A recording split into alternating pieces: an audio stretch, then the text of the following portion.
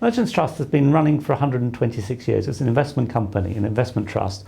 Invests in the UK stock market, predominantly in large companies. We have an independent board of directors who are there to oversee shareholders' interests and look out for the shareholders. The objective of Merchants is to deliver a high and rising income stream together with strong total returns, strong capital growth in the long term.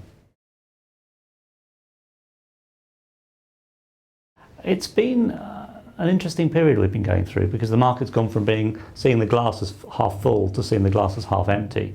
We are seeing a slowing of growth in China, but that's not new. That's been happening for a while. And meanwhile, though, the UK and the US economy are gradually recovering. So we see this sell-off as quite an opportunity for investors to buy into good companies at more attractive valuations than they've been trading at for quite a while. Yeah, banks are interesting. We've come through a prolonged period since the financial crisis where banks have had to rebuild their capital bases, respond to tougher regulatory environment, make payments to solve historic problems such as the PPI mis-selling scandal. And that's been a painful process, but we are coming through that now.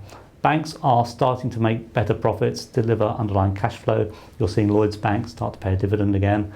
And so we think we're now into a better environment for banking. We think that should carry on for the next few years. Profitability should continue to improve, dividends should grow, and that makes banks quite an interesting investment at the moment. So we have bought some positions in Lloyds and Barclays. The biggest area we've been taking money out of in the market has been the mid-cap area. Medium-sized companies have been strong performers, very strong performers in the last 2 or 3 years, particularly in the consumer sector, as investors have got more comfortable with the outlook for the UK consumer. And many of those shares have now reached valuations that are either more full or indeed some cases quite highly priced. So we've been happy to take money out of those areas to fund the other investments. There are probably 2 areas I'd highlight. I think the very biggest companies, some of the mega caps, many of those look really cheap, have high dividend yields and attractive valuations, and are quite depressed on a long-term basis.